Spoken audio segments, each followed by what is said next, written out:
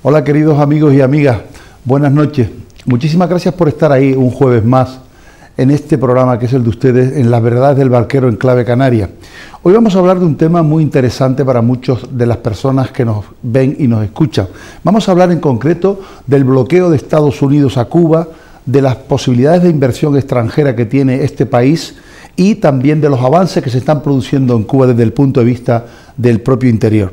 Hoy, como saben, es jueves 29 de octubre y ahora mismo son las 21h01 y vamos a comenzar explicando brevemente que Cuba, este país hermano nuestro, y su gente vienen sufriendo desde hace más de 60 años un criminal bloqueo económico, comercial y financiero de carácter injusto, por supuesto, insolidario y genocida en muchos aspectos por parte de la nación más poderosa del mundo, los Estados Unidos de Norteamérica. Esta injusta y brutal decisión se llevó a cabo por los Estados Unidos en la década de los años 60 con el malsano objeto de doblegar la voluntad de las autoridades y del pueblo cubano en su decisión y destino final social y político como país soberano, después de haber conseguido a través de la revolución y de un levantamiento popular apoyado por casi todo el pueblo de Cuba, para terminar con una de las más crueles y sangrientas dictaduras fascistas de toda Latinoamérica. Esa decisión unilateral de los Estados Unidos viene siendo rechazada de forma reiterada y, por ejemplo, ayer antetayer, en la ONU se ha votado de nuevo para pedir a los Estados Unidos que acaben con el bloqueo. ¿Y saben ustedes cuántos países han votado a favor? 191 países a favor y solamente 2 países en contra. Los Estados Unidos y su satélite de Israel se opusieron al mismo, a pesar de las buenas acciones y decisiones que viene tomando el presidente de los Estados Unidos, el señor Barack Obama, que todo hay que decirlo también, ha sido el único presidente de los Estados Unidos que se ha atrevido a suavizar ese indigno bloqueo contra Cuba, hecho que hay que valorar y reconocer en su justa medida. Este bloqueo que se le viene llevando a Cuba de más de 60 años afecta a casi todas las esferas de la vida cotidiana de los cubanos y a los sectores de mayor impacto social de los mismos, tales como la educación, la sanidad pública, la alimentación, la economía, la cultura, el deporte, el turismo, las telecomunicaciones, el comercio interior y exterior, la agricultura, la ganadería, la investigación, etc. Y además, de manera directa e injusta, la sufren todos los cubanos sin excepción. Y, por ejemplo, para que ustedes se den cuenta de lo grave de este bloqueo, los niños cubanos, por ejemplo, no se le pueden hacer diagnóstico y tratamiento por cateterismo, por intervencionista como se denomina, porque la empresa americana Boston Scientific no les vende esos dispositivos a Cuba que se usan para esos fines, teniendo que operar a corazón abierto a muchos niños y niñas cubanas, con lo que ello agrava el riesgo de complicaciones y mortalidad de los niños cubanos. Esto es simplemente una muestra más del genocidio que genera ese bloqueo a Cuba. Les podría poner cientos de ejemplos de los efectos perniciosos de ese bloqueo, pero mejor será que nos lo cuente nuestro invitado de hoy, que es nada más ni nada menos que nuestro embajador de Cuba en España y en Andorra, en su intervención que ahora voy a presentar.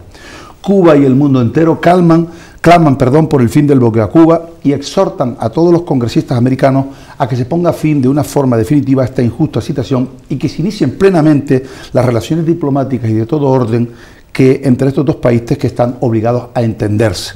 Cuba es el país de mayor futuro en toda América del Sur y el Caribe, y como tal comienza a desplegar su enorme potencial turístico y en otros ámbitos.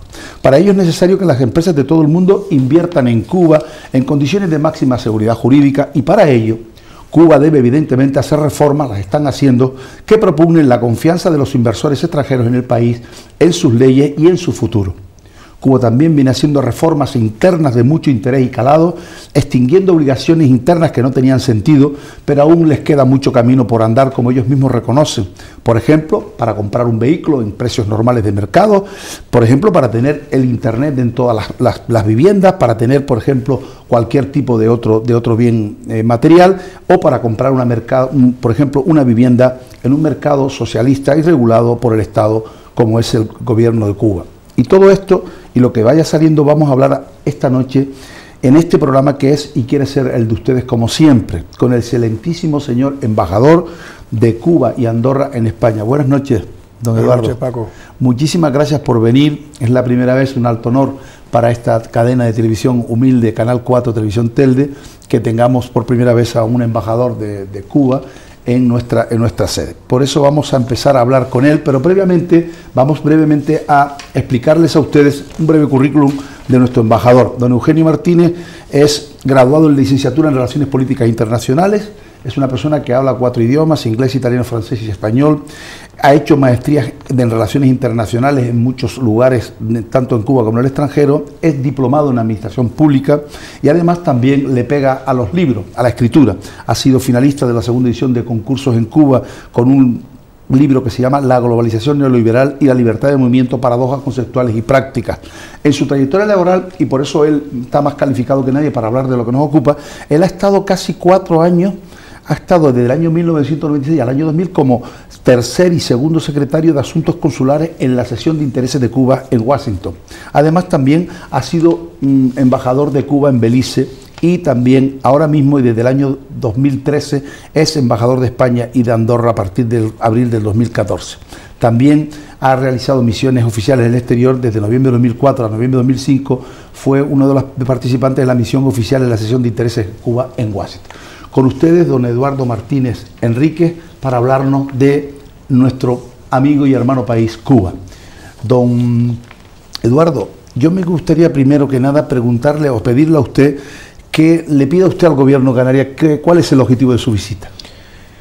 Paco, vengo con el cariño de Cuba a un pueblo hermano, a los canarios que conforman la nacionalidad cubana. Como sabe, uno de los grupos de emigrantes más grandes que llegó a Cuba vino de esta región y he sentido ese cariño al llegar aquí y quiero fortalecer las relaciones entre esta región, entre los canarios y los cubanos, que ya existen, que son históricas, que son culturales, que son fuertes, pero me gustaría dar un salto y que, digamos, se promueva más en el área de inversiones económicas, comercio, fortalecer estas relaciones, darle un contenido mayor, que ya lo tiene, pero siento que aquí hay muchas posibilidades para fortalecer las relaciones con Cuba.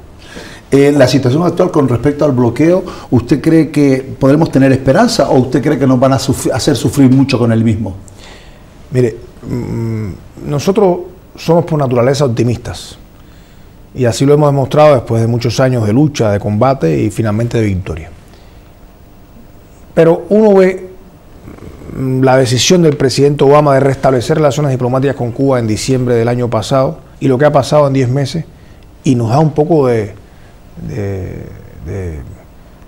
culpa porque vemos que no ha avanzado esa relación. La parte cubana tiene plena disposición de conversar y avanzar en la relación con Estados Unidos, pero vemos que falta un poco de voluntad del otro lado para seguir avanzando. Conocemos las prerrogativas que tiene el presidente. Desearíamos que fuera una relación normal. Somos países vecinos, no podemos vivir separados. Usted ha dicho una frase que a mí me gustó, algo así como que estamos obligados a entenderse. A entendernos. Y yo creo que es completamente cierto. La disposición cubana existe. Tenemos profundas diferencias. Nosotros no le pedimos a Estados Unidos que cambie. ¿Por qué pide Estados Unidos a Cuba que cambie si ellos no cambian? Mire, yo siempre ha sido algo que nos ha... Los cambios que Estados Unidos le ha pedido a Cuba han ido cambiando ellos mismos. Empezaron por decirnos que debíamos irnos de África cuando defendíamos la libertad de varios países africanos. Nos fuimos. Y la libertad y la independencia. Así mismo es. De Namibia, de Sudáfrica, de Angola. Nos fuimos. De Etiopía. No fue suficiente. Del Congo. Nos dijeron en otra época que no debíamos apoyar los movimientos de liberación nacional en Centroamérica. No lo apoyamos y se mantuvo el bloqueo. Nos dijeron que éramos satélites de la Unión Soviética. La Unión Soviética desapareció. Y los cambios, es como que la meta se nos la va poniendo más lejos. Yo creo que en el fondo hay la intención de Estados Unidos de que en Cuba impere un modelo de soberanía limitada, como lo hubo antes de la revolución. Sí, como claro. O sea, que nosotros gobernemos pero muy limitadamente. O sea, que las decisiones fundamentales no las tomen los cubanos, sino los círculos de poder en Estados Unidos. Y eso nunca lo permitiremos. Hemos luchado mucho para evitarlo. Entonces, ahí hay una contradicción. Pero yo creo que aún con esa contradicción puede haber un modus vivendi. Porque somos países vecinos. No se imagina usted España viviendo sin una relación con Portugal o con Francia. No puede ser. Por ejemplo, aun cuando haya diferencias. No puede ser. Nosotros tenemos... El mar es libre. Pero a mí siempre me ha llamado la atención la injusticia de esa petición. ¿Por qué Estados Unidos le pide a Cuba que sea como quieren ellos y no se lo piden a otros países que además son países también socialistas? Así es. A veces, ¿Por qué? ¿Por qué con Cuba y no con otros? Yo creo que hay esa... Recuerda que hay una doctrina Monroe, que ya casi ni se habla de ella, pero que decía, simplificando, América para los americanos. En este caso, americanos decía Estados Unidos. como que este continente es nuestra esfera de influencia y no puede influir otra potencia extranjera, no puede influir España, no puede influir Inglaterra. Y eso quiere decir, como funcionó el llamado consenso de Washington, ya en una época más reciente, superando aquella doctrina Monroe que decía, el esquema que funciona es este. Y todos los países deben tener este esquema porque eso lo asocian a libertad, derechos humanos, etcétera, etcétera, pero muchas veces está disfrazando lo que dije antes, que lo que nos toca a nosotros, según sus conceptos, es un esquema de soberanía limitada. Nos toca un modelo que los cubanos no podamos plenamente expresar nuestra voluntad. Y ahí es donde viene la contradicción fundamental. Antes de nosotros declarar el carácter socialista de la revolución, antes de establecer relaciones estrechas con la Unión Soviética, ya Estados Unidos aplicó medidas coercitivas contra Cuba. En el propio año 59, suspendió la cuota azucarera, estuvo en contra de las nacionalizaciones, de la reforma agraria, que la reforma agraria que hizo Cuba, la primera reforma agraria, no es ni siquiera la mitad de lo que habían hecho El Salvador u otros países en América Latina. Por lo tanto, siempre hubo una resistencia a que Cuba escogiera el camino que quiso. Yo creo que esa es la clave de nuestras diferencias. Claro. Nosotros, desde luego, tenemos que hacer transformaciones, nuestro modelo es imperfecto, y ahí vamos. Como todos los modelos, como todo. No hay ningún modelo perfecto. Así es. Y la historia de Cuba ha sido muy dura. O sea, la historia de Cuba es una historia como un país pequeño en el Caribe es libre. Esa es la historia de Cuba. Recuerden que luchamos contra España muchos años, 30 años. Porque ha sido la perla del Caribe, es la perla. Por eso la perla todo el mundo la quiere tener. Bueno, y en un momento en que ya parecía que íbamos a convivir con España, intervino Estados Unidos. Eso fue una humillación muy grande para el pueblo cubano. Sí. Muy grande. Y así se mantuvo. Y lo hicieron otras 2 y 3 veces, cuando consideraron que el gobierno cubano no era responsable de sus actos. Intervenía. Imagínense qué humillación para un pueblo, para la dignidad de un pueblo, que de pronto venga un gobernador extranjero que habla otro idioma y te diga, yo soy el gobernador, porque tú no puedes gobernarte a ti mismo. Sí, sí. Eso ha sido muy duro en nuestra historia. Y es una de las causas fundamentales de la Revolución Cubana. Claro. Es una frustración de muchos años que solo se ve terminada cuando de pronto un líder como Fidel Castro dice, no, aquí gobernamos nosotros, aquí gobierna el pueblo, asociado a la necesidad de transformaciones sociales. Porque Cuba tenía un modelo de desarrollo que iba creando un grupo muy rico contra un grupo muy pobre. No habían clases medias.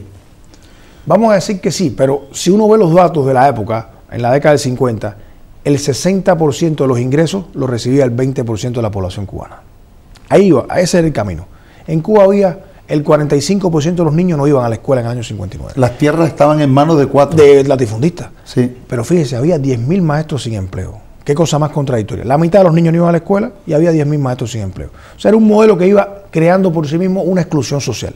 Ese modelo lo rompe la revolución. Claro, era un caldo de cultivo perfecto para que triunfara la revolución. Para una revolución tan radical como así fue. Como así fue. O sea, nosotros somos, vamos a decir, víctimas de una agresión exterior. Y como tal hemos creado un modelo que es el que ha demostrado en la historia cubana, que es corta, que hemos sido libres por primera vez. En esa época, en la Sierra Maestra, cuando Fidel y sus columnas estaban tratando de liberar el país, la gente recibía las columnas como si fueran el Dios, el maná. Aquí ha llegado la solución de nuestro problema. Lo decían los propios campesinos. Así y por eso tuvo tanto apoyo a la revolución. Así porque si no lo hubiese tenido, como le pasó al Che en Bolivia, hubiese fracasado. Pero como la gente lo apoyaba, porque claro, cuando llegaban, ya Fidel en la propia Sierra Maestra empezó a construir escuelas. Sin tener el control del propio Estado, ya tenía escuelas y mandaba a los niños, a su propia tropa, a saber aprender a leer y a escribir. Así fue, Paco. La política en Cuba, antes de la revolución, los políticos se desprestigiaron a sí mismos. O sea, había sobrepasado el límite del abuso de los partidos políticos. De hecho, los partidos políticos en Cuba se destruyen a sí mismos. O sea, la ley cubana de disolución de partidos políticos no es la que los destruye, porque pierden la popularidad. El apoyo popular. El apoyo. De hecho, Fidel intenta avanzar en el poder, a llegar al poder por vías populares, democráticas. Y no puede porque se da un golpe de Estado. Y es cuando dice, la única solución es la vía armada. La vía armada. Porque el sistema político estaba corrupto. Claro. Era un sistema que efectivamente beneficiaba, como dije, al 20% de la población, pero creaba grandes mayorías separadas del poder. ¿Qué opinas de la última, recientemente, hace 2 días, la votación de la ONU? Por fin ya no hay ni abstención, ni siquiera. En el 2014 hubieron 3 abstenciones, ya antes de ayer no hubieron ni siquiera abstenciones, solamente los 2 votos en contra, Estados Unidos y de Israel. Mire, ¿cuál es la opinión tuya? Cuando uno está ante una situación como la siguiente, el presidente de Estados Unidos declara: el bloqueo está obsoleto, no ha servido para no nada. ha servido para nada, le hemos hecho daño al pueblo cubano y yo voy a trabajar para eliminarlo. Eso lo dice el presidente de Estados Unidos. Lo dice Barack Obama. Si lo dice el presidente de Estados Unidos, ¿cómo un país no puede opinar lo mismo? O sea, es algo así como que nosotros esperábamos que fuera, bueno, más que eso es muy difícil, ¿no? Estados Unidos e Israel solo en una esquina. Y es la demostración de un consenso mundial. De hecho, los pasos que ha dado el presidente de Estados Unidos, Barack Obama, han tenido cero costo político en Estados Unidos. Hay un consenso entre Estados Unidos que debe variar. Me extraña a mí, me extraña. O sea, se ha dado cuenta que no ha habido prácticamente ataques, ha sido minoritario. La mayoría de los demócratas, la mayoría de los republicanos, la mayoría de los cubanos residentes en Estados Unidos, la prensa, la comunidad de negocios. Ha apoyado la apertura. Sí. Ha apoyado. O sea, él no ha tenido, de hecho, puede pasar como un legado de su presidencia este paso que dio con Cuba, que hemos dicho que es en la dirección correcta, pero limitado, porque todavía el bloqueo está vigente. Hace 2 semanas le han impuesto una medida, una sanción de 1.160 millones de dólares a un banco francés por tener relaciones con Cuba. O sea, corremos el peligro, y eso es algo que yo quisiera dejar muy claro, que por la percepción que se ha creado, se piense que el bloqueo desapareció y caemos en una situación de bloqueo sin que haya desaparecido y que la gente cree que desapareció. El turismo a Cuba está prohibido en Estados Unidos. No se pueden hacer inversiones en Cuba todavía. No se puede comprar en Cuba. Son las 12 calificaciones solo de 12 categorías, exactamente. 12 categorías muy limitadas que el presidente expandió un poquito de lo que pueden gastar en Cuba, que pueden viajar con un programa muy estricto. Pero sin embargo, embajador, perdóname, los americanos están locos por ir a Cuba. Claro. Las estadísticas en los 6 primeros meses de asistencia de turistas americanos han duplicado casi la del año pasado. O sea, están locos por ir a Cuba y a conocer Cuba. Exactamente, se duplicó. Se duplicó. De hecho, han hecho una encuesta en Estados Unidos, lo cual demuestra lo que estamos hablando, y el 30% de la población norteamericana quisiera viajar a Cuba. Esos son 70 millones de norteamericanos. 70, madre mía. O sea, no cabrían en Cuba, ¿eh? No. Pero bueno, ya nos acomodaremos. Bueno, le haremos hueco. Y curiosamente, el pueblo cubano, como usted conoce, no guarda odios, no guarda rencores. Es muy noble, sí, eso es verdad. Es muy hospitalario, porque es muy educado. Sí. O sea, nosotros sabemos que ni el pueblo norteamericano, ni algún pueblo que nos haya agredido, tiene responsabilidad. Responde a coyunturas políticas de sus gobernantes. Determinadas, claro. Los norteamericanos en Cuba son recibidos con cariño. No, toda la gente, eso me consta. Como pasó con España cuando después de una guerra, y el cariño entre Cuba y España es indescriptible. Es el más grande que yo creo de entre los pueblos del mundo. Y ahí encontramos refugio muchos españoles y sobre todo muchos canarios. Y igual que los cubanos aquí. No ha habido una grieta entre los pueblos cubanos y españoles, a pesar de años de lucha. Sí. Somos como familia. La verdad. Es verdad. ¿Ustedes han cuantificado, el gobierno cubano ha cuantificado económicamente el daño tan grande desde el punto de vista económico, embajador, que se le ha ocasionado a Cuba como el bloqueo? Más o menos. Sí, mire, hemos dado varios números porque hemos ido actualizando de acuerdo a los cambios de la moneda, la evaluación del dólar, el oro. Nosotros podemos hablar de 90.000 millones de dólares sin temor a equivocarnos. 90.000 millones. En el tiempo.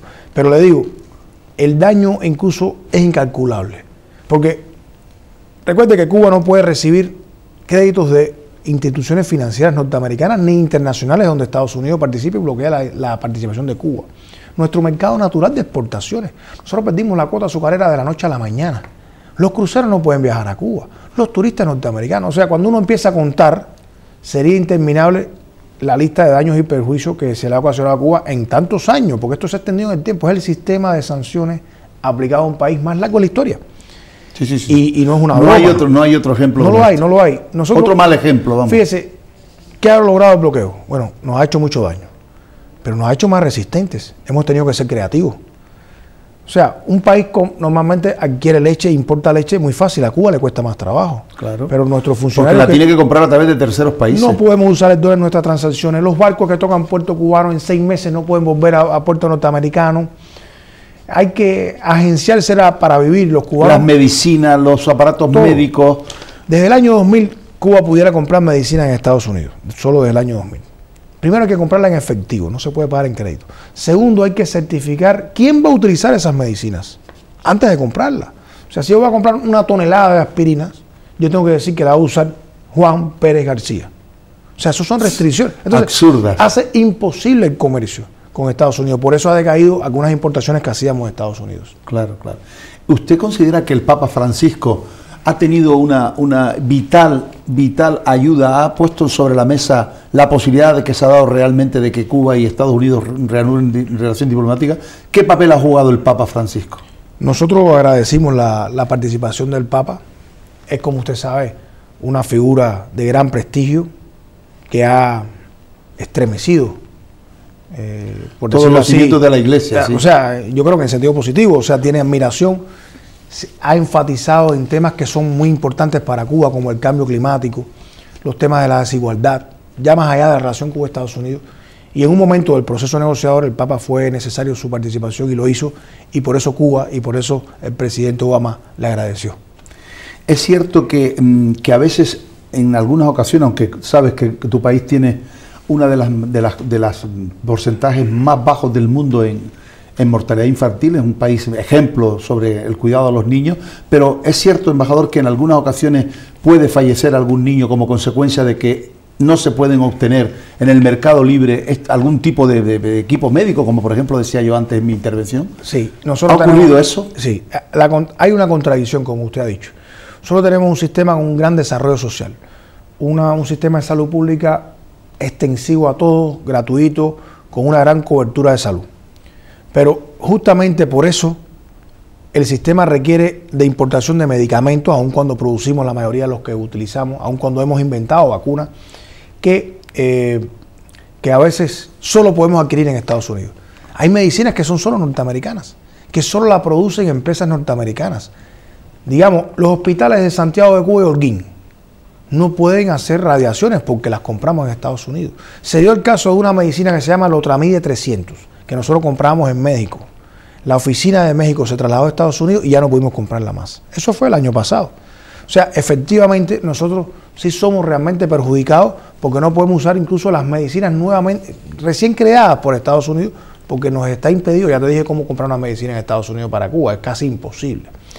Y es una afectación en el sistema de salud que nosotros nos hemos agenciado para tener indicadores muy buenos, pero con un costo muy alto para Cuba. Ustedes le han dicho a los americanos, le han dicho además claramente que ustedes están dispuestos a hablar de todo, y cuando enfatizo de todo, claro, es de todo. Claro. ¿Es así como se están produciendo las negociaciones? Así es, miren, debo decir que los diálogos que se han producido han sido muy francos. Son de naturaleza privada, o sea, no son públicos. Lo que se habla, entenderá usted, en las conversaciones diplomáticas, que se habla con discreción y después cada parte da su reporte a la prensa. Nosotros tuvimos un diálogo sobre derechos humanos en Estados Unidos. O sea, nos sentamos, vamos a hablar de derechos humanos, bien, saque su carpeta, yo saco la mía. Nosotros no queremos que Estados Unidos cambie su sistema, eso depende de los norteamericanos, pero tenemos una carpeta que sabemos las violaciones de derechos humanos que hay en Estados Unidos. Que bueno, no son pocas. Vamos a hablar, pero vamos a hablar de verdad. Nosotros no negociamos sobre nuestro sistema. Ustedes llegaron a ese porque es el mejor, según el pueblo norteamericano, para su sistema. Este es el mejor para los cubanos. ¿Lo cambiaremos? Sí. Cuando decida el pueblo cubano. Déjenlo a nosotros. Como han hecho todos los pueblos. Claro, claro. Es el punto nuestro. Pero efectivamente es más, la ventaja de hablar de frente a frente es muy buena, porque muchas cosas se pueden aclarar. Claro. Mire, aquí me tengo un informe de que hay un señor que... Espérese, hemos hablado con ese señor, este informe es falso, este señor está bien. Ah, qué bueno. Mire, yo tengo aquí una información de un cubano en la Florida que me ha dicho que está preso injustamente. Ah, no, mire, el proceso judicial norteamericano arrojó.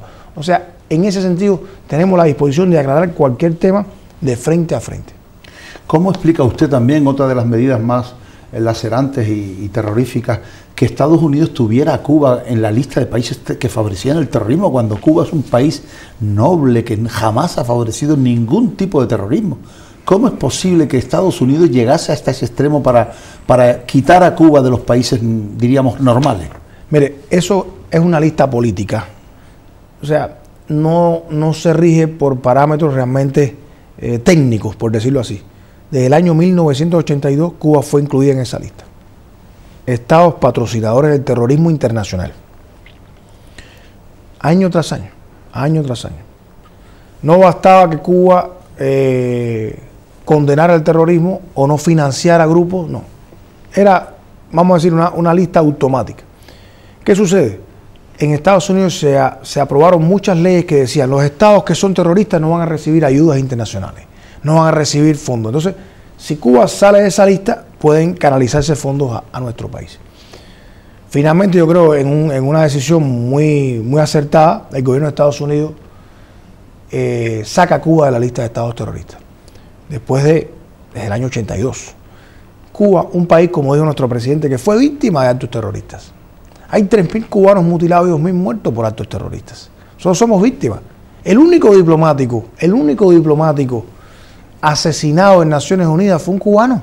En un 11 de septiembre, no el 11 de septiembre, sí, un 11 de septiembre, casualidad, ¿no? Qué casualidad, de 1981, le hicieron un disparo en la cabeza mientras manejaba su auto en un semáforo cuando se detuvo. Lo asesinaron en Naciones Unidas, en Nueva York.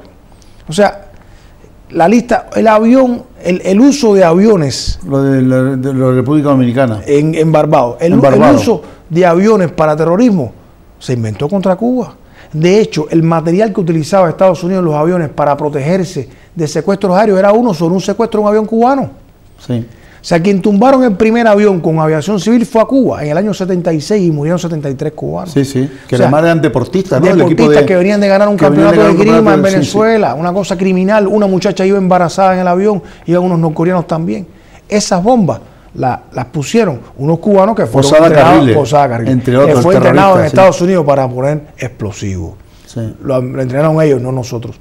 O sea que nosotros hemos sido víctimas del terrorismo. Yo creo que fue una decisión muy justa y que el presidente Obama fue muy valiente en tomarla, aunque nosotros no las merecíamos.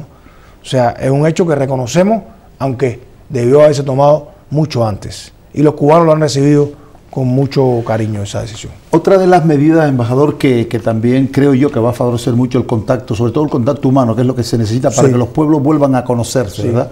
Es el tema de por la posibilidad de autorizar tanto la llegada de barcos americanos como cubanos a ambos lados de los países y también los aviones. O sea que esto va a favorecer, es una de las medidas que Barack Obama ya ha autorizado, ¿no? Sí. Cuba recibe 55 líneas aéreas del mundo, de 60 países. De Estados Unidos se recibían vuelos, pero en calidad de charter. Esto es un vuelo que cada vez que viaja tiene que pedir licencia, no está en la programación. Ahora se ha autorizado que vuelen líneas aéreas regulares norteamericanas, que da más seguridad, conexión de vuelos con ciudades, en fin, cómo se viaja en el mundo. Nosotros lo hemos recibido, lo hemos apoyado y estamos dispuestos a avanzar, aun cuando los norteamericanos todavía no pueden viajar como turistas, solo en esas 12 categorías que brevemente hemos mencionado, que le permite hacer viajes a Cuba bajo un programa organizado, con muchas restricciones de lo que puede gastar, en fin, que todavía no está permitido el turismo. Pero los cubanos, le digo, estamos dispuestos a que ese paso se dé y recibirlos como recibimos a 3 millones de turistas hoy en mi país. 1 millón de ellos canadienses, por cierto, y más de 80.000 españoles. Sí, sí, sí. Esto también, otra de las buenas noticias que ha posibilitado la apertura del diálogo es la posible ya instalación con carácter legal de bufetes americanos jurídicos para la defensa y el asesoramiento de sus empresas. También se ha autorizado este tema, creo. Sí, las medidas, usted sabe, el presidente Obama anunció medidas en enero y posteriormente en septiembre, de este año. Son en una dirección positiva, como he dicho, pero limitada. Por ejemplo, el presidente autorizó la importación de mercancías cubanas a Estados Unidos solo de negocios privados. Eso es muy difícil de... O sea, si en Cuba la mayoría de los negocios son estatales. Mire, vamos a decir que fuera la mayoría privados. ¿Cómo tú controlas eso? O sea, suponiendo que fuera... Sí, sí. O sea, hay 1 millón de trabajadores privados en Cuba, 400.000 trabajadores por cuenta propia y otro 500.000 en la agricultura. Ahora, un norteamericano quiere comprar 1 tonelada de piña. El transporte que lo traslada es privado. O sea, es como, es una cosa... Sí, es autorizar algo que no va a tener viabilidad. ¿Cómo funciona eso? O sea, ¿qué va a comprarle a un artesano pequeño que tiene 2 empleados? Un calzado, un par de zapatos. O sea, la producción privada en Cuba todavía es muy limitada. Esto es algo medio contradictorio. Pero además, no puede usar dólares en esa transacción, dólares norteamericanos. Han permitido abrir cuentas en el banco en Cuba, pero tendría que dar una licencia para cada vez que uno haga una importación. El comercio no funciona así. No puede el mundo no funciona así. No puede funcionar. Por eso nosotros decimos, y conocemos que el presidente tiene algunas restricciones que el Congreso puede aprobar, pero que él tiene todavía muchas facultades y prerrogativas que las pudiera utilizar. Y sería como se avance. Nosotros decimos que la normalización plena no llegará hasta que efectivamente se elimine el bloqueo. Ellos, por ejemplo, el señor Obama no puede tocar la ley Torricelli, la ley Helms-Burton. Hay algunas leyes que el Congreso de los Estados Unidos le prohíbe porque no tiene facultad para ello. Eso es un poco, diríamos, el culo de botella de las negociaciones, ¿verdad? Diríamos, ese paso había que darlo más en firme para acabar con esas leyes que son las que realmente hacen daño. Hay 4 cosas que el presidente de Estados Unidos no puede hacer con relación a Cuba. Solo 4. Bueno, hay otras, pero estas 4 son fundamentales. Una, no puede permitir los viajes de turistas a Cuba. Efectivamente, como usted dice, una de las leyes, la ley Helms-Burton, se lo impide. Otra, no puede permitir que Cuba compre en Estados Unidos mercancías sin pagar por adelantado. O sea, sin crédito. Que eso no se pasa en ningún país del mundo. En ningún lugar. Nosotros tenemos que mandar el dinero antes y después nos mandan los productos. No hay eso, aquí se paga 360, 720 días después que uno compra. Claro, es como funciona el mundo, pero para nosotros funciona diferente, ¿no? Claro. El presidente no puede permitir que se hagan inversiones en propiedades que fueron nacionalizadas por el gobierno cubano. Y el presidente no puede permitir que Cuba comercie con subsidiarias de compañías norteamericanas en terceros países. Es una cosa contradictoria porque pudiera permitir que comercie directamente entre Cuba y Estados Unidos. Ahora, fuera de eso, el presidente puede, mediante licencia, todas esas leyes que se aprobaron sobre Cuba, permitieron al presidente, por razones de seguridad nacional, otorgar licencias para sobrepasarlas. Puede permitir que aviones cubanos vayan a Estados Unidos. Puede permitir que deportistas y artistas cubanos ejecuten su excelente actuación en Estados Unidos y reciban dinero por ello, que hoy no pueden. Puede permitir importación de productos cubanos. Si acaba de decir que puede importar de privado, que diga que puede importar cualquier cosa. Claro. Si él pudo decir que puede importar los privados, ¿por qué no dice se puede importar de Cuba puros? No. Que por cierto se lo fuman todos ellos, casi todos.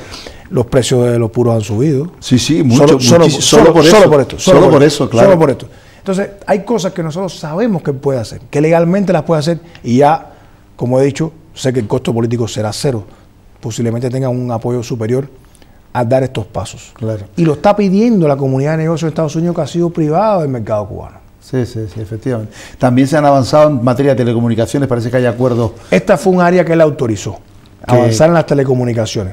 O sea, permitió a los carriers norteamericanos que pudieran hacer negocios en Cuba, han bajado un poco los precios de las llamadas telefónicas.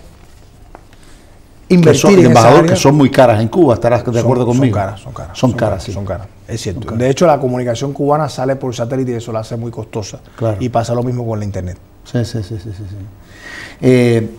A mí me gustaría que, ¿por qué, por ejemplo, o sea, ustedes no pueden investigar en muchas áreas? Porque el pueblo cubano es uno de los pueblos más cultos del mundo, y no solo de toda Latinoamérica, es un pueblo muy culto y que tiene unas bases educacionales magníficas, porque si hay algo que funcione, y hay que decirlo, hay cosas que se hacen mal, pero hay cosas que se hacen muy bien, y una de las cosas fundamentales que funcionan es la educación. ¿Por qué no puede Estados Unidos permitir? ¿Qué daño se le ocasiona a los Estados Unidos para permitir a Cuba que pueda investigar en cualquier tipo de área científica o en materia de medicina? ¿Cuál es el daño que se le ocasiona a los Estados Unidos con eso? Esto es una de las áreas que yo creo que puede avanzarse mucho. Está en Cuba, ayer llegó a Cuba el experto en cambio climático de Estados Unidos y ha dado una declaración a la prensa muy positiva de su intercambio con los expertos cubanos. Hace unas semanas hubo un intercambio de científicos y firmaron un acuerdo para establecer contactos e intercambios sobre las áreas protegidas cubanas de Pinar del Río y de la Florida. El aprovechamiento que puede dar Estados Unidos y Cuba del acceso a las nuevas tecnologías, a las nuevas investigaciones es enorme.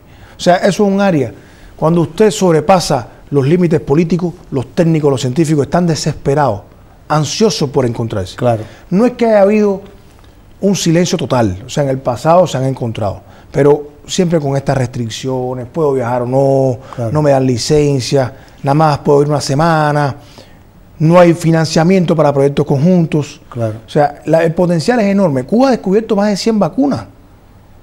En Estados Unidos, lo he dicho y lo repito, se producen 60.000 amputaciones de miembros inferiores por el pie diabético, por las úlceras que crea cuando un diabético no cicatriza. Cuba tiene un medicamento que tiene 85% de efectividad en los casos que se aplica.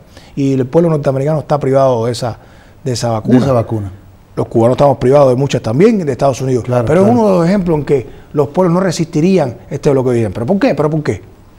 Y yo creo que que hacia ahí vamos y me parece que es una de las áreas que más se puede avanzar en el intercambio. También, señor embajador, en materia de agricultura sería un avance terrorífico el que pudiera producirse si pudieran los americanos dejaran vender maquinaria agrícola, porque Cuba tiene un potencial muy fuerte en materia de agricultura, en materia de pesca sobre todo también, tiene un potencial enorme. O sea, Cuba se pondría en pocos años a la cabeza de muchos sectores económicos de Latinoamérica. Nosotros tuvimos siempre la economía cubana estuvo muy vinculada a la norteamericana, como usted sabe, hasta el año 59. Uno de los estudios que se han hecho es cómo complementa la agricultura cubana a la norteamericana. O sea, en épocas de nevadas en Estados Unidos, que pueden ustedes hacer piñas, en fin. Exacto. ¿Qué haría Cuba? ¿Cómo se inserta Cuba? Cuando Cuba produce limón, que en la Florida en ese momento no hay, la exportación de limón complementaría. Claro. Cuando Cuba no tiene, como no tenemos manzana, la importamos de Estados Unidos. O sea, hay una idea ya de lo que se pudiera hacer en el campo agroalimentario. Nosotros importamos pollo de Estados Unidos, porque es más barato. Hubo una crisis en Estados Unidos que no se podía exportar pollo y sufrió nuestra economía. Por eso tenemos que ser muy cuidadosos en no depender de un solo mercado. Que eso es lo que hace también España con agriculturas complementarias como la chilena, por ejemplo, o la argentina o la colombiana, en que nosotros importamos cuando aquí no se produce, la importamos de ellos que son verano ahí, claro. La relación sería natural. Países vecinos, nosotros exportábamos azúcar a Estados Unidos, que iba en un ferry, que llevaba los vagones de un tren. Un ferry que salía a La Habana, o sea, una embarcación sobre el mar, llevaba unos vagones de tren cargados de azúcar, que llegaban a Cayo Hueso y se montaban en una línea de tren que llevaba el azúcar directo a la fábrica norteamericana. Esa línea de tren hoy está obsoleta. Cuando uno viaja de Miami a Cayo Hueso, ve que hay una carretera y al lado hay una línea de tren rota. Por ahí iban los vagones con el azúcar cubano que llegaba a Estados Unidos, para citar un ejemplo. Una de las cosas que yo también quería preguntar es, ¿ha mejorado, por ejemplo, el señor, una de las voces críticas de este acuerdo, de estos avances, de estas aperturas, el alcalde de Miami, el señor Regalado, que ha dicho que todo esto es un brindis al sol del señor Obama? ¿Usted qué opina de este tipo de declaraciones? Yo creo que este es un poco el espíritu de la contradicción de los acuerdos. Este no quiere que se abra nada.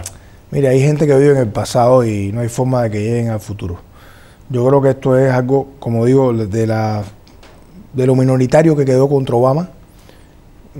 Responde a un electorado cada vez también minoritario y no podíamos esperar otra cosa de una persona como él. Yo pienso que, como usted ha visto, el clamor internacional y en Estados Unidos ha sido tan grande a favor del paso que dio Obama, que estas voces quedan minimizadas. Y ha sembrado temor diciendo que no se hagan negocios en Cuba, y yo le puedo asegurar que lo que nosotros estamos recibiendo más en Cuba hoy son propuestas de negocio. La semana que viene Cuba va a estar inundada porque se celebra la Feria Internacional de Comercio de La Habana, la más grande del Caribe. No hay una habitación de hotel hoy en La Habana para conseguirla. Millones es una exageración. Centenares de empresas están viajando a Cuba la semana que viene para aprovechar las condiciones naturales que Cuba ofrece, ese pueblo hospitalario y educado, como usted ha dicho. Y una opinión como esta, yo pienso que son opiniones del pasado, son sobrepasadas por la historia y no son serias, no deben ser tomadas en cuenta.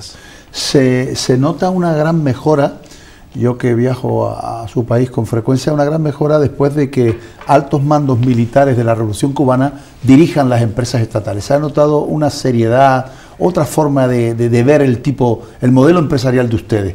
¿Qué opinión tiene usted de esto? ¿Usted cree que se le debe ir dejando paso a la sociedad civil o que eso ha sido una medida necesaria? Porque no nos neguemos, en Cuba también existe corrupción en las empresas y hay que atajarla de vez en cuando, ¿no? ¿Cuál es la evolución que ha sufrido el empresariado estatal cubano con respecto a este tipo de dirigencia? Hay una transformación de nuestro modelo buscando hacer uno más eficiente, en esencia hacerlo más eficiente, que cree riqueza. Cuba alcanzó un desarrollo social muy alto, típico de un país desarrollado, teniendo una economía todavía que no tiene esa fortaleza de un país desarrollado. En ese sentido, se están dando muchas transformaciones a hacer los empresarios más empresarios, que el gobierno intervenga menos en las decisiones empresariales, que la economía funcione más por métodos económicos y menos administrativos o políticos. Y en ese sentido, el sistema de las Fuerzas Armadas Revolucionarias, como usted dijo, los militares tienen un sistema empresarial que buscaba la eficiencia en el financiamiento del ejército, etc. que han desarrollado un sistema empresarial que ha tenido resultados en Cuba. Pero es un poco exagerado decir que han tomado el mando de la economía. Ha habido intercambio de experiencias. Me refiero a la dirigencia de algunas empresas estatales muy importantes. Funciona. Que ha sido necesaria además, porque no hay que ocultarlo. No, yo creo que es, pero no es el grueso de la economía. Pero es cierto, no, claro que no. Es cierto que hay experiencias que aplicó el sistema económico del Ministerio de las Fuerzas Armadas que han sido positivas para nuestro contexto. Una mayor disciplina, un régimen de control mejor, que efectivamente controla un poco los casos de corrupción que nos han aparecido y que hemos considerado que puede ser el principal daño que se le haga a la revolución, la corrupción, que efectivamente ha aparecido, no en altos cargos, como puede suceder en algún país, no en altos cargos, pero sí ha aparecido la corrupción como un fenómeno que a nosotros nos es ajeno y que nos puede golpear mucho. Y la hemos atacado muy severamente, muy severamente. Nosotros, y yo creo que es lo correcto, yo creo que hay que decir que la experiencia del MINFAR, que fue paralela a la aplicada en el modelo económico, la estamos revisando para ver qué es útil y cómo se puede. Pero los propios mandos militares han dicho, esto no es un ejército, no podemos hacerlo igual. Claro. Y eso no reduce el futuro de Cuba a una función de ordeno y mando, sino que enriquece las posibilidades para desarrollar nuestro país. Dígame en este último minuto que nos queda de esta primera parte de nuestro programa, ¿cuál es su opinión sobre las negociaciones que se están llevando a cabo con nuestra Unión Europea? ¿Están avanzando? ¿Van a terminar con un final feliz? ¿Cuál es su opinión sobre las negociaciones con la Unión Europea? Mire, se han dado pasos, se han dado más de 5 rondas, después de un proceso de reflexión muy largo que tuvo la Unión Europea entre el año 2012 y el 2014. O sea, en 2012 la Unión Europea decidió negociar un acuerdo con Cuba y no fue hasta el 2014 que nos informó que íbamos a hacerlo. Y Cuba respondió en 35 días la disposición de hacerlo, sobre la base del respeto a la soberanía de cada país y la no injerencia en los asuntos internos. Algo que ha dicho, por ejemplo, el presidente Rajoy hoy, cuando habló de la integridad territorial de España. Yo siento que hemos avanzado, hay capítulos de ese acuerdo que ya se han acordado, sobre todo el comercio y la cooperación o colaboración. Hay otros en los que tenemos diferencias más profundas y que estamos negociando. Tengo esperanza, creo que llegaremos a un acuerdo. No puedo hablar de fecha, pero veo muy difícil que sea en lo que queda de año, ya sabemos que queda muy poco tiempo, pero tengo la convicción y la esperanza de que sea muy pronto el próximo año. Muy bien, señores, como ustedes han visto, hemos ya consumido pues casi 3/4 de hora de programa en directo con nuestro embajador de Cuba en España y Andorra, hablando en la primera parte del programa hemos hablado de los daños de todo tipo que el bloqueo de los Estados Unidos ocasiona a la perla del Caribe, a Cuba en concreto. Ustedes saben también que nuestro programa, para los que nos escuchan y no nos pueden, o sea, mejor dicho, aquellas personas que no nos puedan ver, pueden seguir nuestro programa en directo a través de internet, en www.canal4tv.es. Por ahí nos pueden ver también en Facebook y en Twitter. Por lo tanto, aquellas personas que quieran vernos, como seguramente lo estarán haciendo, pues pueden también acceder. Nosotros vamos a hacer ahora una pausa publicitaria y vamos a volver con ustedes también, con nuestro embajador, para hablarles de 2 temas muy importantes: las inversiones extranjeras en Cuba y, por último, los avances, los progresos que Cuba, desde el punto de vista interno, viene llevando a cabo para favorecer una mejor calidad de vida de todos sus ciudadanos. Hasta pronto, no nos dejen, que volvemos enseguida.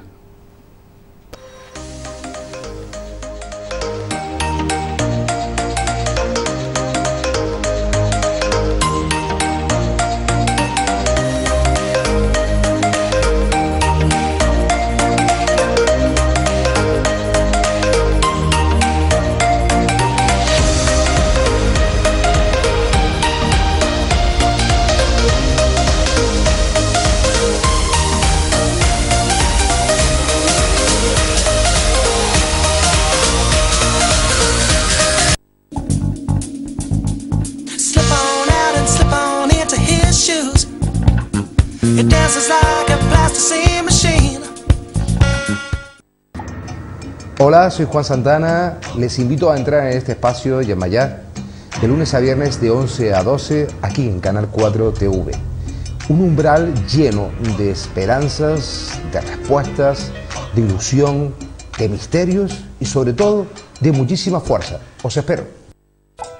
Si tienes que retirar material que contiene amianto, bidones, plancha, aislamiento, etc., no olvides llamar a FDS Canarias Lo retiramos y te entregamos la documentación de autorizado por un coste razonable. FDS Canarias, siempre apostando por el medio ambiente.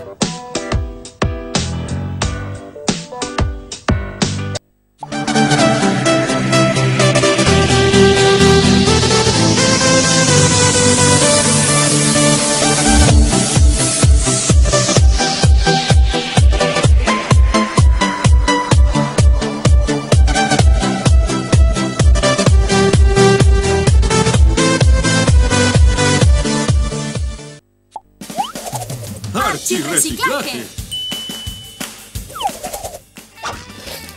¡Wow! ¡Qué bueno este bocata de sardinas! Voy a tirar la lata a la basura. ¿Qué haces, Archie? No irás a tirar esa lata a la basura normal. Con lo pringosa que está y lo mal que va a oler.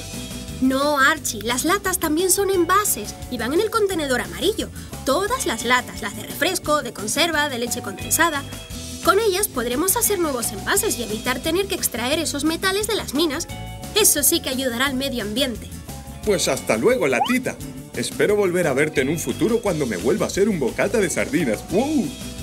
No todas las latas contienen comida, Archie. Las pelotas de tenis, por ejemplo, vienen en lata. A mí si no traen comida dentro no me interesan. ¡Wow! Recuerda, al contenedor amarillo van las latas y otros envases de metal. Puedes depositar en él las latas de jugo y de refresco, pero también las de conserva de alimento, como verdura, pescado, carne, legumbres e incluso las latas de pelotas de tenis. ¡Ja! Pero cuidado, no las pelotas. Ya sabes que los juguetes, cubos de playa, perchas y otros objetos de plástico no van al contenedor amarillo. Mientras explicabas lo de las latas, me he hecho un bocata de atún. Así puedo reciclar la lata. Recuerda, en el contenedor amarillo, solo envases de plástico, latas y bricks. En San Gregorio el 31 de octubre, zona comercial abierta y actividades para toda la familia, desde la mañana hasta la medianoche. Noche cubana con Lucrecia, homenaje a Celia Cruz. 31 de octubre, la noche más larga, el precio más corto. Y te esperamos vestido a lo cubano, chicos. ¡Azúcar! ¡Azúcar!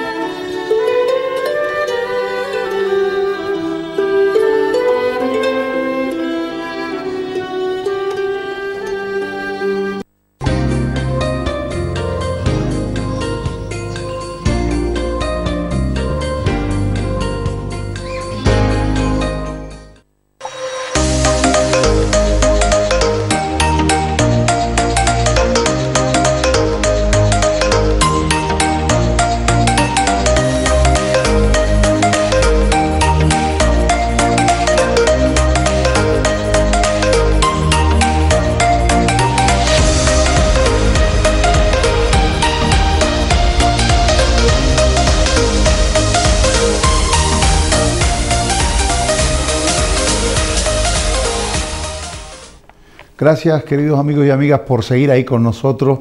Se lo agradecemos sinceramente en esta entrevista personal que estamos llevando a cabo con el excelentísimo señor embajador de Cuba y Andorra en España, y en el que estamos hablando de todos los problemas que ha supuesto para Cuba el bloqueo de los Estados Unidos. Vamos a pasar ahora a una segunda parte a hablar de las inversiones extranjeras en Cuba.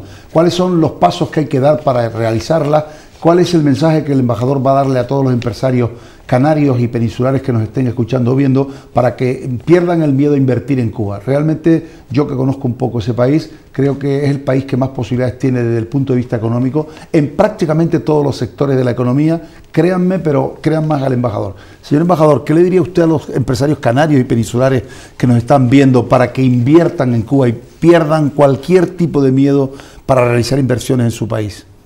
Mire, Cuba es un país de gran estabilidad política, gran seguridad ciudadana, no cabe duda. Hay un índice que indica que Cuba es el segundo país de menos homicidios en América Latina, que a mí siempre lo digo así, me gusta que seamos... muy importante. Sí, pero a mí me gusta que seamos el segundo, porque si decimos que somos el primero, que creo que lo somos, no me creerían. Van a decir que es mentira. Exacto, pero bueno, somos el segundo, muy bien. En Cuba no hay bandas criminales, no hay tráfico de armas. La palabra secuestro es una palabra de novela, porque en Cuba no hay secuestros como en algunos países, lamentablemente, de nuestra región. O sea, en primer lugar, el clima de seguridad que es una de las garantías que tiene cuando un inversor se acerca a un país. Después, la seguridad jurídica. Se ha olvidado usted, señor cónsul, señor embajador, sí. No hay droga por las calles como en muchos países del mundo. No hay tráfico de droga. Puede haber un consumo de marihuana, muy pequeño, de drogas, para ser digamos, absolutamente honesto. Sí, pero es verdad. Tráfico de droga, carteles de droga, no hay. No hay. Producción de droga, eso es un fenómeno. Usted puede andar con sus hijos libremente en Cuba y puede dejarlos jugar en la calle, que regresan sanos y salvos y felices. Por lo general no quieren regresar a la casa porque están pasándola muy bien en la calle, como me pasa con los míos. Entonces, eso es por un lado. Ahora, después, tiene un pueblo educado. Cuba invierte el 13% de su Producto Interno Bruto, el país que más lo hace en el mundo, en educación. O sea, la educación, el acceso a la educación es gratuito, universal y de alta calidad. Ya enfrenta personas profesionalmente preparadas. Me consta. Que tienen que recibir un entrenamiento particular para el negocio que se van a enfrentar. Claro. Eso lo reconocemos. Pero tiene una base fuerte de formación, que es además un pueblo trabajador. Nos ha costado mucho hacerlo, llegar a donde hemos llegado. Dicho eso, en sentido general, ahora hablamos del clima de negocio. Hace 2 años, o año y medio, Cuba aprobó una nueva ley de inversiones. Estaba vigente una ley del año 1995, pero se hizo una ley que eliminó ambigüedades que tenía la anterior. Digamos, la ley anterior decía, se pueden eximir de impuestos sobre utilidades en ciertos casos. Uno no sabía quién lo eximía, a qué nivel. Esta ley dice exactamente determina exactamente cuánto te va a decir. Más seguridad jurídica. ¿Qué instancia aprueba? Más seguridad jurídica. Más claridad en los negocios. La ley vino acompañada de una política de inversiones, que es pública. O sea, es la política del gobierno cubano que quiere hacer con las inversiones, que reconoce que en ciertos sectores de la economía la inversión extranjera es fundamental y es prioritaria. O sea, hay sectores de la economía cubana que solo con la inversión extranjera podrán avanzar. Por lo tanto, hay una prioridad del lado cubano en favorecer las inversiones. Después se estableció una cartera de proyectos de inversiones y oportunidades. Muchas veces hombres de negocio iban a Cuba y empezaban un camino muy largo. Yo quiero hacer un negocio de producción de vasos. Después de 2 meses, de 2 viajes, le decían, no hace falta los vasos. Hoy hay una cartera de inversiones que dice... Que la he visto yo. 246 proyectos. Esto es lo que queremos que usted invierta. En 11 sectores de la economía.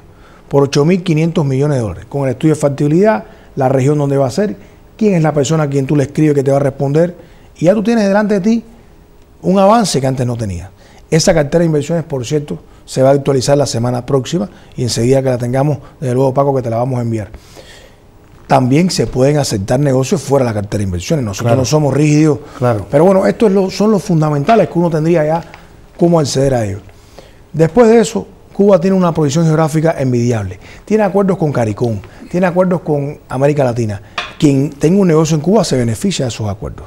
Va a tener uno de los mejores puertos de más tráfico del mundo en Mariel. Así es. Que lo están construyendo ustedes. Así es. A 45 kilómetros de La Habana, de la capital cubana, donde viven 2 millones de personas, hay un puerto que se llama Mariel, que se construyó con una empresa brasileña muy importante, se actualizó, se le dio el calado suficiente para que pasaran por ahí los buques post-Panamá, unos buques enormes que no pueden llegar a todos los puertos del Caribe, pero al del Mariel sí. Y justo alrededor de ese puerto se estableció una zona especial de desarrollo que se llama como Mariel, así, Zona Especial de Desarrollo de Mariel, que tiene 465 kilómetros cuadrados, donde hay más exenciones fiscales todavía y aduanales y un régimen tributario favorable para que se establezcan y produzcan para la exportación o para el consumo nacional. O sea, yo creo que estamos en un momento en el que además hay un gran interés por Cuba, porque la gente ve cómo Estados Unidos se está moviendo, no sabemos hasta dónde llegue eso, porque las inversiones están prohibidas, pero hay un interés, está creciendo el turismo en Cuba y por lo tanto el consumo a un ritmo de 18% sí, brutal, anual. Además, este año lo he notado yo muchísimo. Es muy difícil conseguir un boleto de Madrid a La Habana, sí, o una habitación de hotel cada en La Habana. Más. Iberia acaba de ampliar a una sexta frecuencia diaria a Cuba. Sí. Exactamente, sí, a la semana. Y entonces tenemos también la necesidad en el área hotelera, construcción de hoteles y habitaciones. Cuba tiene 62.000 habitaciones de hotel. Es cierto, señor embajador, ahora que me recuerdo que solamente la compañía española Iberostar ha pedido licencia o autorización al gobierno de Cuba para solamente la ciudad construir 10 hoteles. ¿Eso es verdad, esa noticia? ¿Tiene usted noticia de eso o no? Mire, yo no puedo asegurar, solamente esa cadena. No puedo asegurarla, pero no lo descartaría. Iberostar tiene una buena relación con Cuba. Sí. En Cuba hay 17 cadenas hoteleras internacionales. De esas 17, 12 son españolas. Sí. Y esas 12 cadenas españolas administran el 40% de las habitaciones de hotel que tiene Cuba. Sí, lo sé. No es poco lo que estamos hablando. O sea que ese adelanto de los empresarios españoles, yo creo que es un gran beneficio para los empresarios españoles. ¿Cómo no? Yo pienso que están en una buena posición. Tienen unos magníficos hoteles. Los empresarios españoles en las cadenas hoteleras no se quieren ir de Cuba.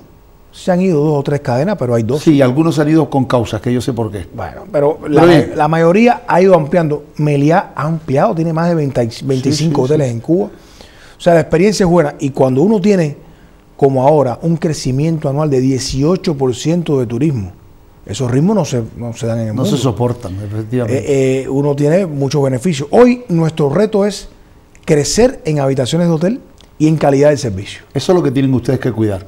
Que la inversión extranjera no se cargue las bellezas cubanas y que todos los hoteles tengan una máxima calidad. Exacto. De 5 estrellas, como digo yo, para arriba. Porque si no, pregunte usted aquí en Canarias lo que han hecho en Canarias. Muchos, por el tema de las inversiones estas deslocadas, pues usted podrá visitar nuestras zonas turísticas, que hay cosas que no se pueden ni mirar. Pero en fin, yo espero que ustedes no cometan los mismos errores que hemos cometido los canarios. Nosotros tenemos ese beneficio de empezar un poquito después a hacer algunas transformaciones, de aprender de errores ajenos. Claro. Y de las experiencias positivas también, de los aciertos. Por supuesto. No crea que no hemos mirado la experiencia turística española, que es muy importante. España es un líder mundial en turismo. Y de hecho lo hemos estudiado. Hay muchas cosas para imitar el servicio. Por ejemplo, esta última urbanización que yo estuve alojado hace esos años, la Meliá Marina Varadero, es una auténtica preciosidad. ¿Ha visto eso? Enorme. Para barcos, para ahí nos adelantamos. Ahí nos adelantamos. Muelles deportivos y tal, que es una auténtica maravilla. Y la calidad de los hoteles son una auténtica pasada. Pero fíjese, nosotros,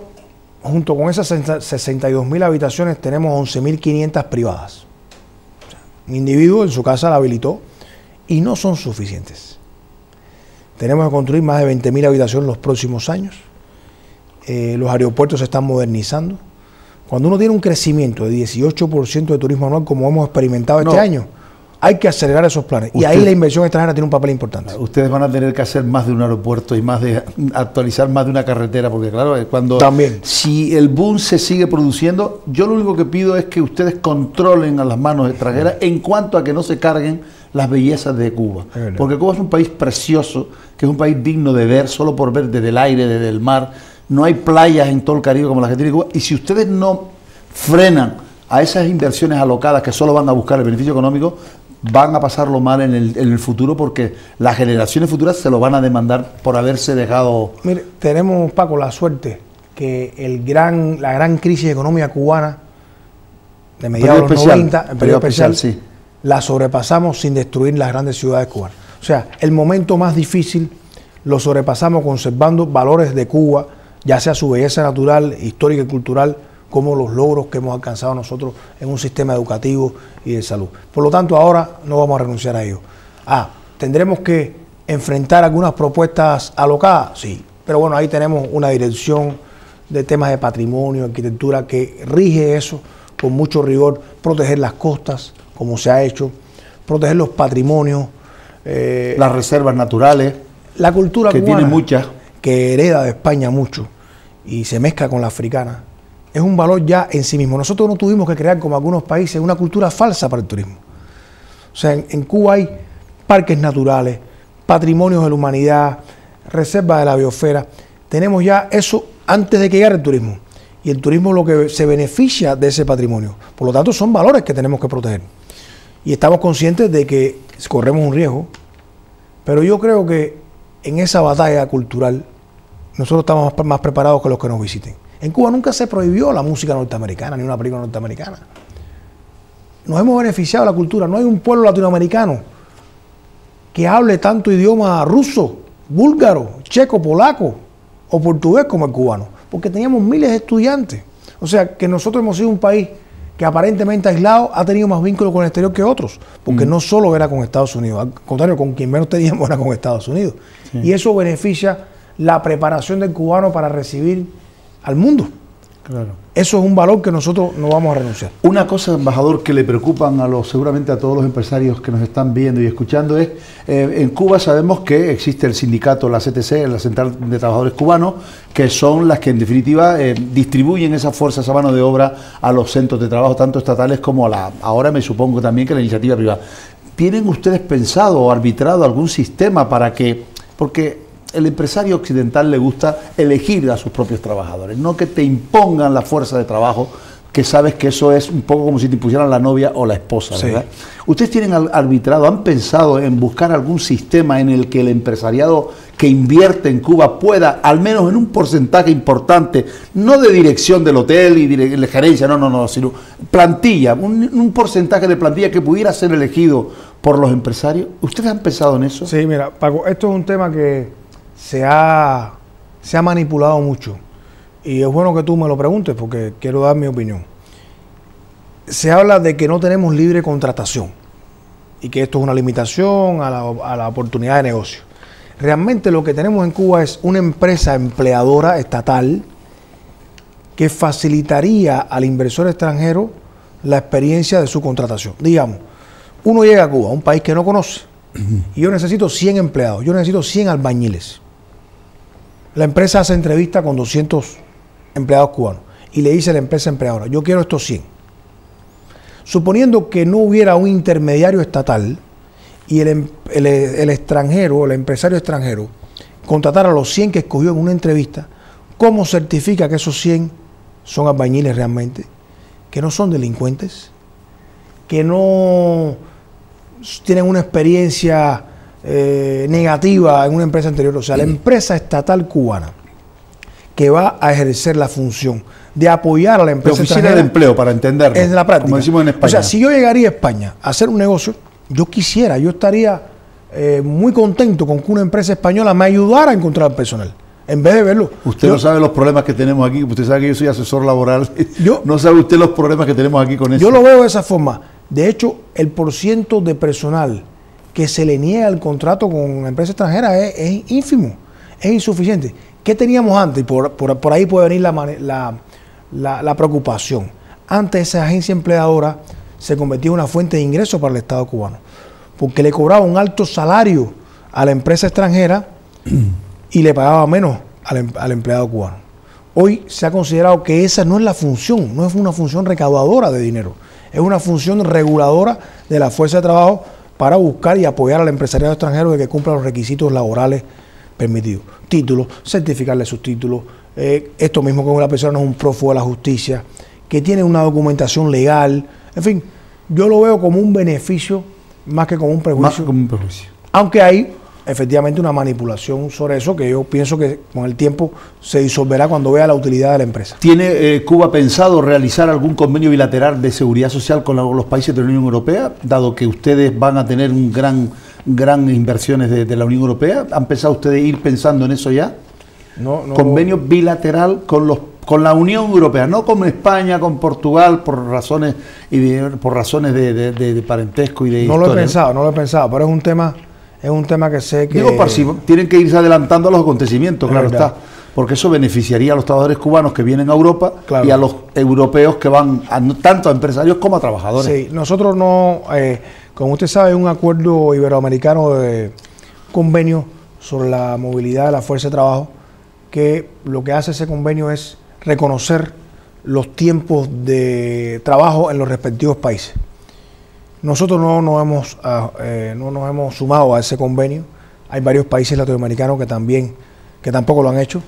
Cuba participó en la negociación del acuerdo, pero es que el sistema no se ajusta todavía al cubano. En fin, no hemos podido acceder a ese acuerdo, pero no había pensado en eso. Efectivamente tiene que haber un acuerdo. ¿Qué sucede? Perdón, señor embajador, es que ustedes ahora acaban de aprobar una ley muy importante en materia de seguridad social. Han aprobado una nueva ley general de seguridad social. Un código de trabajo. Un código de trabajo nuevo también. Actualizado. Sí. Pero esto es un área que cuando un empresario va a Cuba, la recomendación es que negocie todo lo que pueda en el momento de establecer su negocio. O sea, que firme un acuerdo lo más abarcador posible, que piense en todo, que no deje un cabo suelto. Claro. Y eso es posible. Que arranque ya con todas, que arranque incluso con las condiciones de la disolución del negocio, con las condiciones de la desinversión que puede pasar, porque las partes pueden acordar terminar. De hecho ha ocurrido. Que avancen todo lo posible, que incluso el objeto de la empresa que negocie con Cuba sea lo más amplio posible, para que incluya, digamos, la importación de las materias primas necesarias. O sea, eso es parte del proceso negociador y ahí también entra la fuerza de trabajo. ¿Y en las inversiones extranjeras, señor embajador, qué porcentaje se queda el gobierno cubano, o eso está en relación a la importancia de la inversión, o tiene que ser un 51 y un 49, ¿cómo es? La ley, ¿puede usted explicarlo? Fíjese, curiosamente la ley cubana tiene el siguiente principio: favorecemos con exenciones fiscales o beneficios tributarios al negocio que sea 51% cubano y 49% extranjero. Pero permitimos el 100% extranjero. De hecho, ¿qué ha sucedido? Cuando un inversor extranjero se acerca a Cuba y quiere hacer un negocio y él ve lo que la parte cubana pone, dice, me conviene este 51 porque me estoy ahorrando mucho. Claro. Y está corriendo riesgo igual que yo. Cuando lo pongo 100%, corro riesgo totalmente yo. Exactamente. Pero, ¿qué ha sucedido? En Mariel, por ejemplo, que hablamos ahorita de la Zona Especial de Desarrollo de Mariel. Ahí se han aprobado 8 negocios. 2 de ellos son 100% extranjeros. 100% extranjeros. La parte extranjera vio la factibilidad de su negocio, no avanzó mucho el socio cubano, se detuvo, no tenía los fondos suficientes y dijo, bueno, si no aparece el socio cubano, yo lo veo tan claro que yo entro 100%. Sí, no, eso seguro que es un negocio. Y Cuba claro. se lo aprobó. Goza de menos beneficios. Claro. Porque no queremos que la mayoría sea así, pero es permitido. Y vieron, aún así, sin esos grandes beneficios que tiene la mitad cubana y la mitad extranjera, yo voy porque el negocio es bueno para mí. ¿Va a abrir Cuba a las flotas extranjeras la pesca en sus aguas jurisdiccionales o eso no está previsto? Realmente la verdad es que el territorio cubano, la plataforma insular, está muy sobreexplotada. La pesca en Cuba durante años se utilizó mucho. Nosotros... Ustedes tenían una de las flotas pesqueras más importantes del mundo en la etapa de colaboración con la Unión Soviética. Así fue. Sí. Y pescábamos en otras áreas, en el Atlántico. En todo el mundo, sí. Pescábamos. De hecho, eso es una de las grandes... de los grandes lamentos que tuvimos con la calle. Yo creo que eso es un gravísimo error que tuvo Cuba. Perdimos la flota, no pudimos mantenerla. ¿Usted sabía, señor embajador, que la mayoría de los patrones por aquí y capitanes, mayoría de hoy muchos barcos, sobre todo de flotas canarias, tienen patrones y primeros maestres y sobre todo capitanes cubanos? Sí. Que hay muchísimos cubanos que están trabajando en las islas con realmente nosotros fuimos muy orgullosos de nuestra flota pesquera. Pescaba en Namibia, pescaba en Perú, pescaba donde pudiéramos. Cuba llegó a tener un consumo de pescado per cápita del orden de los 20 kilogramos per cápita anual, que es un consumo alto. Hoy está muy depreciado, hoy estamos al orden de 5 o 6 kilogramos per cápita. Perdimos la flota. Y tiene que ver con el bloqueo y tiene que ver con la relación con la Unión Soviética. Desapareció, con la caída de la Unión Soviética. No pudimos mantenerla. Claro. Entonces, el futuro de la pesca en Cuba tiene que ver con la acuicultura. La zona alrededor de Cuba está muy explotada, presas, lagunas concentradas, es donde pudiera estar el desarrollo pesquero en Cuba en el futuro. O sea, que usted cree que esa posible colaboración a la apertura de extranjeras no va a ser posible por la sobreexplotación que genera, que tienen ahora mismo ustedes. Nosotros las cuotas pesqueras cubanas incluso las negociamos con actores internacionales que se acercan a nosotros, en las zonas donde podemos pescar en alta mar, porque tenemos una flota restringida y lo que hacemos es que cambiamos la cuota e importamos pescado con ese dinero para darle a la población. Es cierto que la langosta cubana, aparte que lo puedo certificar, es una de las mejores del mundo. ¿Se lo llevan prácticamente todos los americanos? ¿La venden todo en Estados Unidos? En Estados Unidos no vendemos una langosta. Bueno, me refiero a través de Pero mire, aquí en España sí la vendemos. Sí, aquí la sí, langosta aquí y el camarón. De hecho, puede ser que usted esté comiendo langosta cubana y no lo sepa. Claro. Porque la marca cubana se vende a un mercado mayorista que después la transforma en una marca comercial española. Y me lo he encontrado en el Corte Inglés, me lo he encontrado en Mercadona, la langosta y el camarón cubano, que viene de Cuba y es de muy buena calidad. España está apoyando a Cuba en las negociaciones que ustedes están manteniendo con la Unión Europea. ¿España se le ve interés en que se llegue a un acuerdo?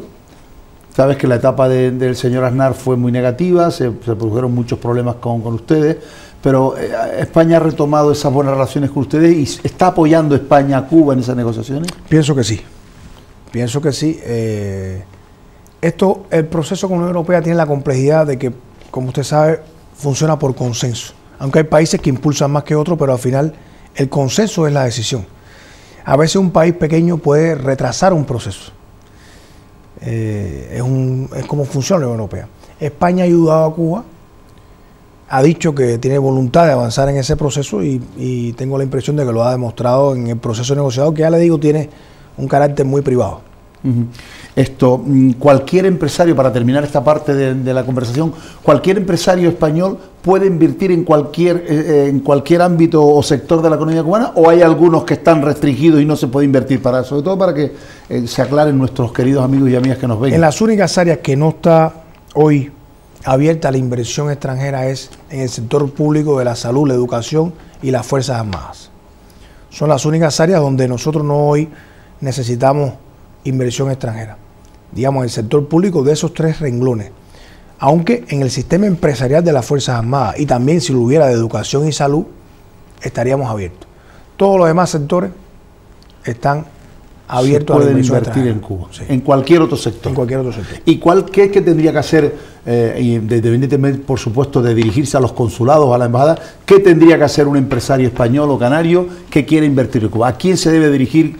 Por supuesto, me imagino que a los consulados y luego a ustedes como embajador, ¿no? Desde para aquí, poder, o lo puede hacer directamente con las autoridades cubanas. Puede hacerlo con las autoridades cubanas, pero requerirá una tramitación con el consulado. O sea, puede establecerse un contacto directo con las empresas cubanas, con antes se llamaba CPEC, un centro de promoción de las exportaciones e inversiones en Cuba, ahora se llama ProCuba, pero la embajada cubana, yo recomendaría consulados y embajadas donde hay un funcionario que atiende los temas económicos, que lo puede orientar hacia dónde dirigirse, que le otorgaría la visa apropiada para viajar a Cuba y establecer un camino para empezar. Hay visas de exploración de negocios porque uno que no ha ido no conoce y empieza a reunirse con un grupo de actores y ya después vienen temas más específicos donde se avanza en los proyectos. Bien, vamos a pasar ahora a la última parte de nuestra entrevista, que es donde vamos a hablar de los problemas y los avances que tiene Cuba en su caminar diario, problemas relacionados con el día a día, que seguramente nuestro embajador nos va a aclarar y nos va a aclarar muchos temas importantes. Yo y mucha gente, y sobre todo muchos cubanos, estamos preocupados qué va a pasar después de que nuestros comandantes en jefe, los señores Castro Ruz, desaparezcan de nuestra vida y que Dios decida dónde van a parar. ¿Qué va a pasar en Cuba? Tranquilice usted a nuestros oyentes. ¿Qué va a pasar en ese precioso país? Bueno, serán insustituibles. Realmente el vacío del líder de la Revolución Cubana, Fidel Castro Ruz, y de su hermano, el actual presidente general de ejército, Raúl Castro Ruz, serán insustituibles. Y eso estamos conscientes. Es un liderazgo que se ganó esa posición en batallas incansables, como usted sabe, desde antes del año 59, y de luego la biología es imperdonable, ¿no? Son leyes que no podemos transformar. Pero yo tengo la confianza de que al final los procesos no son solo de una persona. O sea, si Fidel y Raúl no tuvieran el consenso de la población cubana, no hubieran podido llegar hasta aquí. Ellos han encarnado un sentimiento, un clamor popular, y han tenido la sabiduría para conducir ese sentimiento responsablemente. que ha evitado una guerra con Estados Unidos, además de este bloqueo horrible, que ha evitado, que ha sobrevivido todas las crisis que hemos tenido, que en otros lugares los gobiernos hubieran caído. Y yo pienso que la institucionalización de Cuba va a ser muy importante. O sea, nosotros tenemos un pueblo que ha aprendido la organización, tenemos instituciones que yo creo que van a sobrepasar la etapa, de ellos, y me parece que de hecho es una de las misiones que está desempeñando el general de ejército en dejar, mientras él, como él ha dicho que en el 2018 dejaría de ser el presidente, en dejar institucionalizado las principales prácticas y que funcionen las instituciones. Eso sería lo más importante. El problema es que la autoridad moral y sobre todo la política de estos dos hombres son insustituibles, sí, señor embajador. Sí. Y la gente, mucha gente que converso con ellas me dice que no solo son insustituibles, sino que ¿qué va a pasar? Eso es lo que piensan, ¿qué puede pasar de aquí en adelante cuando nosotros no tengamos las referencias morales y éticas de estas dos personas, que son los que nos han conducido a lo que hoy es Cuba, para bien o para mal? Correcto. Que cada uno piense lo que le da la gana, ¿no? Pero eso va a ser, yo creo que es la comidilla, la conversación de todo el mundo. Además, yo como tengo estas relaciones con su país, pues me lo preguntan mucho, ¿qué va a pasar? Digo, mira, no va a pasar nada, van a seguir funcionando, como dice, las instituciones, como pasó aquí cuando el general Franco murió. Todo el mundo pensaba que aquí iba a seguir o la dictadura o que aquello iba a ser un caos, y al final estamos donde estamos. Yo pienso, es muy difícil comparar procesos históricos, además que tienen... No se pueden comparar. Son muy diferentes. Pero aquí ha pasado algo que yo creo que no se esperaba. O sea, había siempre una creencia que Fidel dejaría de ser el presidente el día que muriera. Aquí pasó algo muy curioso. Sí, sí. Fidel se enferma y deja los cargos, y deja las funciones de Estado. Y está vivo ahí. Esa es una primera... Es un primer escenario que hizo bien hecho, que no hizo, por ejemplo, el general Franco. Y que no se había visto así. O sea, se había visto como este líder terminaría el día que muera, mientras va a estar gobernando. Y no fue así. Él está ahí, trabaja incansablemente, pero no tiene funciones de Estado fundamentales. El general de ejército, el presidente, ha dicho, las decisiones fundamentales yo se las consulto, pero no tiene funciones diarias de gobierno. Sí, de ejecutiva. Asume su hermano, que no lo ha hecho porque es su hermano, o sea, lo ha hecho porque es el otro líder suficientemente capacitado para dirigir nuestro país. Y ha liderado transformaciones que han sido muy necesarias en Cuba en estos años. Pero grandes transformaciones. Fundamentales, sí. Grandes transformaciones. Sí, que han mejorado la vida de los cubanos. Y su autoridad moral creo que ha posibilitado que esos cambios se hagan con mucho apoyo popular. Y ha reconocido en el Parlamento los graves errores que se han cometido, lo ha dicho públicamente. Exactamente. Y ha reconocido los problemas que tenemos, muy autocríticamente. O sea, es una de las grandes transformaciones que se han hecho basado en una gran discusión popular, como fue la discusión de los llamados lineamientos, que él mismo convocó, que puso reglas de debate que eran: no se puede discutir entre las personas para respetar la opinión de cada uno, que cada uno decía lo que quería y tú no podías rebatirlo, sino que plasmar en un papel, y eso se concentró en un masivo catálogo de opiniones. Y todo eso yo creo que han fortalecido la legitimidad de la revolución, que es un proceso que se nutre de sus propios debates. Y yo, efectivamente, el vacío de ellos será grande, pero yo confío en que será superado por las instituciones y por un pueblo, como sabemos, educado y culto, que sabrá comportarse a la altura. Efectivamente, eso esperamos. Señor embajador, me va a permitir que nos han enviado un email, uno de nuestros queridos amigos y amigas que nos ven y nos escuchan, que dice: hola, buenas tardes, ¿podrían preguntar al señor embajador, ya que es la pregunta que se hacen todos los cubanos en Canarias, cuándo van a bajar los costes consulares de la obtención de documentos, y que al rebajar ese coste podrían ir más a la isla y se emparejarían la bajada de precios por el aumento de las visitas? Muy amable de recibir este correo. ¿Usted puede contestar a este oyente y amigo que nos ha mandado? Bueno, sí, mire, los aranceles consulares efectivamente no son bajos. Los aranceles consulares que Cuba tiene no son bajos. En el año 2013 hubo una reforma migratoria que modificó muchos de los aranceles que se aplicaban. De hecho, eliminó muchos de ellos. La carta blanca, por exactamente, ejemplo. La llamada carta de invitación, la prórroga de estancia por estar en el exterior, que cuando uno resume eso, uno puede decir que de alguna manera bajamos los aranceles consulares, porque ahora no tienen que pagar por eso que antes se cobraba. Yo creo que, como bien nosotros no lo hemos bajado, tampoco lo hemos subido a lo largo del tiempo. Hay países que, de acuerdo a la inflación, van subiendo los aranceles consulares. Cuba no lo ha hecho. Yo desearía que eso fuera más bajo. Esos aranceles consulares, por lo general, sirven para garantizar que demos el servicio consular. O sea, con eso financiamos nosotros las oficinas consulares, nuestras embajadas, que son muy modestas.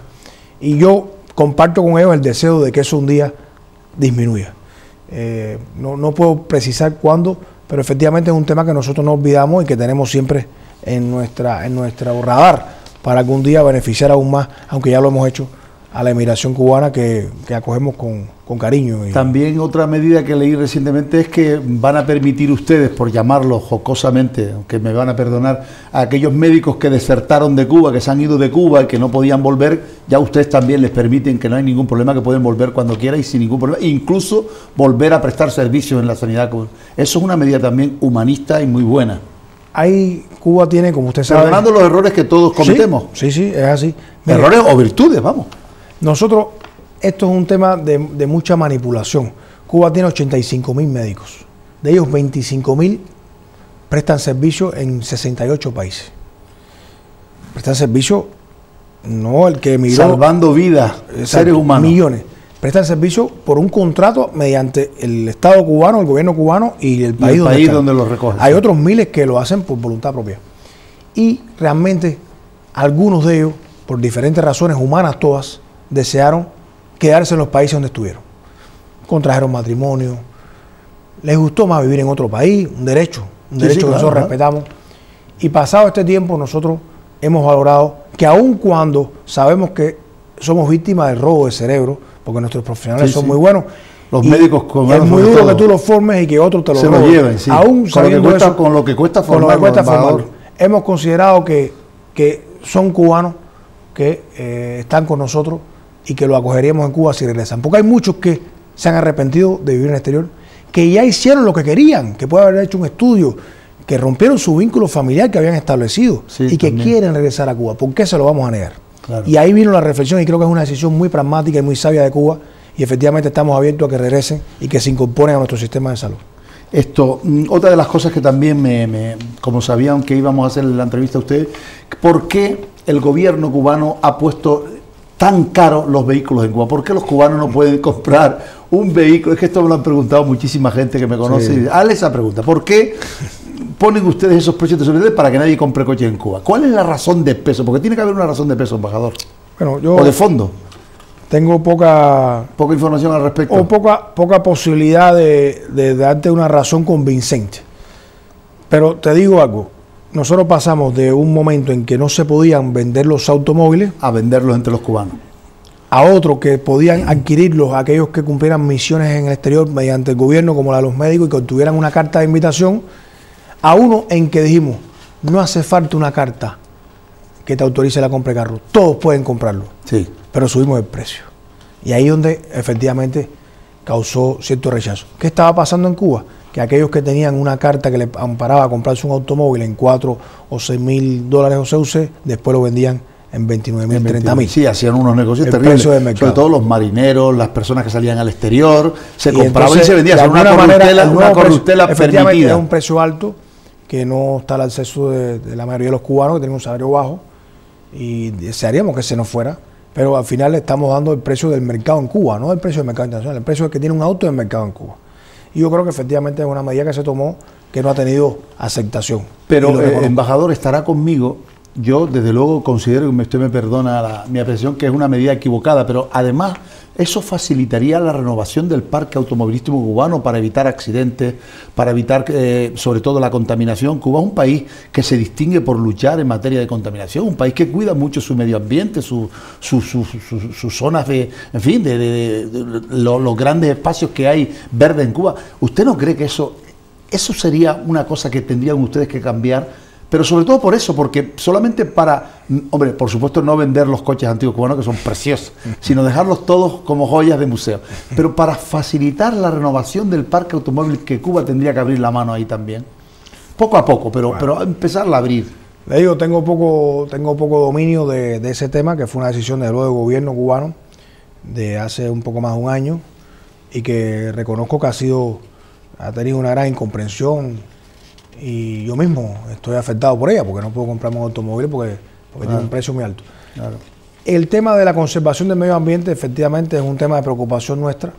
A veces incluso el incremento del uso de los automóviles atenta contra el medio ambiente, y esta medida uno la pudiera ver del otro lado, diciendo, bueno, al vender menos pero por ejemplo la contaminación más moderno, claro, los coches antiguos, los camiones antiguos, usted ve cuando va uno en la autopista central, ve uno la cantidad de humo que se va tragando de coches pequeños y grandes. Correcto. Yo creo que ahí Cuba tendría que estudiar. Es correcto. Yo creo que en un momento de un mayor crecimiento económico nosotros tenemos que dar un vuelco a evitar que haya tanta... Y además ganar Cuba más impuestos, porque el que compra un vehículo, una parte importante del vehículo, del importe del vehículo, es impuesto para Cuba, ¿no? Sí, por ejemplo, mirándolo de los dos prismas, ¿no? Sí, en la ley de inversiones hay la posibilidad de establecer en el Mariel una planta ensambladora de automóviles, buscando tener nosotros, facilitar el consumo al mercado interno cubano. De luego que es una medida que estoy seguro que algún día se revisaría. Nosotros hemos sido, en el sentido flexible, en actualizar nuestras medidas.